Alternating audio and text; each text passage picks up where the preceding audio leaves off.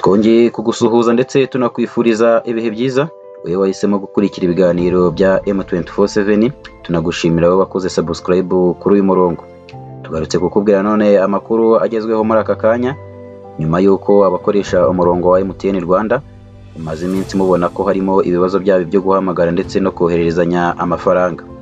Abakoresha umurongo w'itumanaho wa MTN mu Rwanda amaze iminsi bahura n'ibibazo byo guhamagara ndetse no kohererezanya amafaranga, yewe harimo no kohererezanya ubutumwa bugufi. Bikaba byaratumye MTN ihamagazwa n'urwego ngenzuramikorere RURA kugira ngo yisobanure ndetse inagaragaze ingamba zihamye kuri iki kibazo ndetse igaragaze umuti yakivugutiye.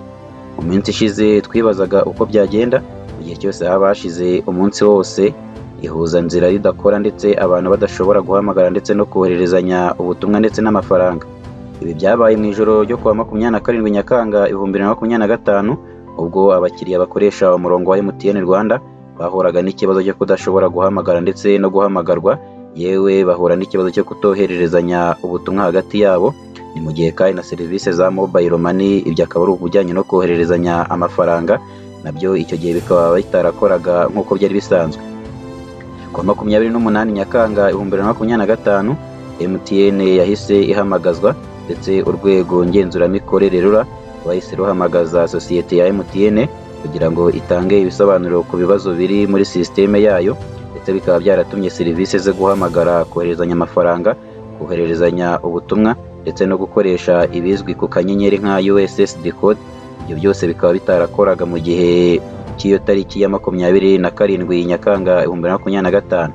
Uwo munsi sosiyete ya MTN Rwanda ibinyujije ku mbuga nkoranyambaga zayo zitandukanye yavuze ko ibibazo byo guhamagara abakiriya bahuye nabyo biri gukemurwa ndetse ko biri gushakirwa umuti, nyuma ndetse iza gutangaza ko ibibazo byakemutse. Amakuru yizewe twamenye nuko ibi bibazo bimaze iminsi 3 yikurikiranya ndetse na nyuma yuko MTN itumijweho n'urwego ngenzuramikorere RURA byakomeje kuba ndetse bikaba byarakomeje kubaho. Ibi byatumye hatangira kubahirizwa itegeko rigenga ikoranabuhanga mu itangazamakuru ndetse n'itumanaho, ndetse MTN itangira kwirwaho nyuma yuko batangiye kubona ko ikibazo kigomeje gufata indi ntera ndetse bitari gukemuka, aho batangiye gutekereza ku bihano bishobora gufatirwa iyi sosiyete. Mu ngingo yaryo ya 269 bivuga ko iyo uwahawe uruhushya atubahirije icyemezo cy'ihanangirizwa yahawe n'urwego ngenzuramikorere RURA ndetse kikaba cyarafashwe hakurikijwe ibiteganywa n'itegeko, ahanishwa kimwe cyangwa byinshi muri ibi bihano birimo gutanga ihazabu yo mu rwego rw'ubutegetsi riri hagati y'ibihumbi 500 ndetse na miliyoni 15 kuri buri munsi wose atubahirije ibyo yasabwaga gukora, ndetse bikaba ibyo ngibyo bitangira kubahirizwa uhereye igihe yamenyeshejwe ko icyemezo cyongeye gushimangirwa. Ashobora kandi gukora ibisabwa by'inyongera, harimo kubyerekeye uruhushya rwe yahawe cyangwa se guhagarikwa uruhushya mu gihe gishobora kugenwa mu cyemezo cy'ihagarika cyangwa se n'ikindi cyemezo cyose gitangwa n'urwego ngenzuramikorere RURA. Iyo kandi ikigo gikomeje kugira ibibazo bya serivisi mu buryo bwisubiramo kenshi, gishobora kuva ku gufatirwa ibihano byo gucibwa ihazabu cyangwa se amafaranga runaka, ahubwo hakabaho gusuzumwa mu buryo bwimbitse ibijyanye n'uruhushya rwo gutanga serivisi z'ikoranabuhanga mu itumanaho, ndetse hagasuzumwa niba urwo ruhushya ruzakomeza kugira agaciro, ndetse hari igihe byaba ngombwa urwo ruhushya ukarwamburwa ntwongere gukora serivisi zijyanye n'itumanaho ndetse n'izindi serivisi zijyanye nabyo. Kwa 31 Nyakanga 2025, RURA yasohoye itangazo igaragaza ko yafatiye sosiyete ya MTN Rwanda ibihano birimo n'ibihano akenshi babyerekeye ibihano by'ubutegetsi. Nyuma yuko MTN igaragaje amakosa muri serivisi zayo, hasohotse itangazo rigira riti: nyuma yuko MTN Rwanda yitabye kugira ngo itange ibisobanuro ku kibazo kiri kugaragara mu itanga rya serivisi zayo, harimo guhamagara, kohererezanya ubutumwa bugufi, serivisi za mobile money ndetse n'izindi, RURA yihanangirije MTN Rwanda inayisaba gukemura ibibazo byose bigaragara mu itangwa rya serivisi zayo, ndetse inayifatira ibihano byo mu rwego rw'ubutegetsi, ari byo bita mu rurimi rw'icyongereza administrative fine. Ndetse bavuze ko hashingiwe ku itegeko rigenga ikoranabuhanga mu itangazamakuru n'itumanaho ariho hagendewe hafatwa ibihano ndetse hacibwa n'amande iyi sosiyete y'itumanaho ya MTN Rwanda. Amakuru kandi twizeye avuga ko MTN yahanishijwe miliyoni 15 ari nayo hazabu nini iteganyijwe kuri aya makosa kuva ku wa 29 Nyakanga 2025 nyuma y'uko habayemo ayo makosa, ndetse iyi ngiyi akaba ariyo hazabu nini ishyirwa sosiyete y'itumanaho mu gihe hagaragayemo amakosa ya serivisi atandukanye. Sosiyete ya MTN Rwanda izakomeza kuyacibwa kugeza igihe yandikiye urwego ngenzuramikorere RURA ikagaragaza ko ikibazo cyakemutse. Kuva ku wa kabiri kugeza kuri uyu wa gatatu, sosiyete ya MTN Rwanda imaze guhanishwa miliyoni 45,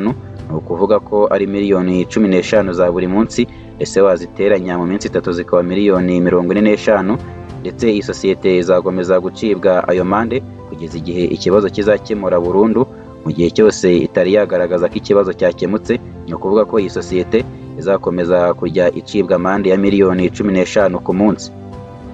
Ikibazo cya MTN Rwanda yagize gishingiye ku mubare munini w'abakoresha umuyoboro wayo, ku buryo byatumye uruta uwo ibasha kwakirira rimwe icyarimwe,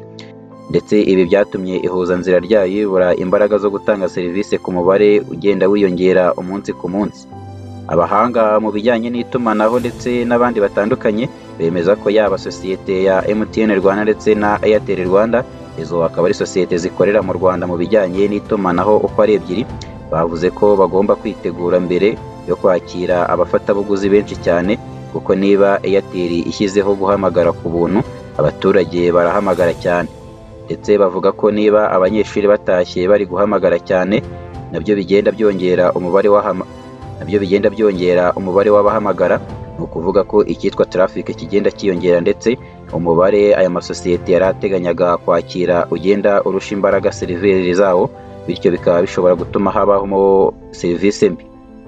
Magingo ya abakoresha imirongo ya MTN Rwanda bahamagara nimero za Airtel Rwanda, cyangwa se aba Airtel Rwanda bagahamagara abakoresha umurongo wa MTN nkaho ari umurongo umwe. Ibi kandi bivuze ko nta kigo cyishyuza ikindi ikiguzi cy'umukiriya wacyo wahamagaye akoresheje ihuzanzira y'ikindi kigo, kubera ko ari ibyo baba barumvikanyeho, ndetse ibi ngibi abanyarwanda benshi bamaze kubimenyera, kuko amayinite yose wagura ayo ari yo yose kuri sosiyete y'itumanaho waba ukoresha iyo ari yo yose, uba wemerewe guhamagara undi murongo mudahuje. Iki kiguzi kizwi nka Mobile Termination Rate cyangwa se MTR kuva muri Kanama 2023 cyari 0, nibwo ni ukuvuga ko yari amafaranga y'u Rwanda ya 0 ku bigo by'itumanaho bikorera mu Rwanda. Ntabwo ari ibyo gusa, kuko n'ibigo bicuruza internet nabyo byahagurukiwe, kuko mu bigo byahamagajwe kubera kutubahiriza ibijyanye n'itegeko harimo KTRN. Iyi ikaba ari icuruza internet binyuze mu muyoboro mugari wa fibre optique, ndetse yatumijweho kubera ibibazo by'ihuzanzira byabayeho mu turere twa Muhanga, Karongi, Rutsiro ndetse na Ngororero mu mugoroba wo kwa 30 Nyakanga 2025. Urwego ngenzuramikorere mu itangazo ryasohoye nyuma rwo mu kwihanangiriza iyi sosiyete ya KTRN yagaragaje ko iyi KTRN igomba kwitaba ndetse igatanga ibisobanuro. Itangazo rya RURA ryagize riti: nyuma y'uko sosiyete ya KTRN igaragaje ko serivisi zasubiye ku murongo, yasabwe gukemura ku buryo burambye ibibazo byose bishobora gutuma serivisi zidatangwa neza. Amakuru kandi nanone twizeye nuko ikibazo cyatewe n'insinga zijyana internet mu bice bitandukanye zirimo n'izijya mu ngo cyangwa se ibigo, ndetse zatemwe n'abaturage i Muhanga na Rutsiro. Ibi bikaba byaragize ingaruka no mu tundi turere dusanzwe dufatira muri utwo turere. Nanone RURA yongeye kugira iti: RURA irakangurira abaturarwanda kwirinda ibikorwa byose bishobora kwangiza imiyoboro y'itumanaho, kuko birangira aribo babigiriyemo ingaruka ndetse ntibabashe kubona serivisi nk'uko byari bisanzwe, harimo serivisi zijyanye na internet. RURA nanone yongeye kwihanangiriza abaturage kwirinda kugera ahantu hari ibikorwa remezo bitandukanye, mu rwego rwo kugira ngo babashe gukomeza guhabwa serivisi nziza kandi zinoze. Ibi nanone kandi bije byiyongera ku byo abakiriya bari bamaze iminsi binubira, dore ko no mu minsi ishize nanone sosiyete ya MTN Rwanda yaje kongera kugira ibibazo, ndetse abantu koherezanya amafaranga biranga, nyuma y'uko wasangaga abantu benshi bari kwijujutira izi serivisi,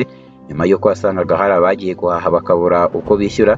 cyangwa se abari gucuruza abacuruzi batandukanye nabo ugasanga babuze uko bishyurwa.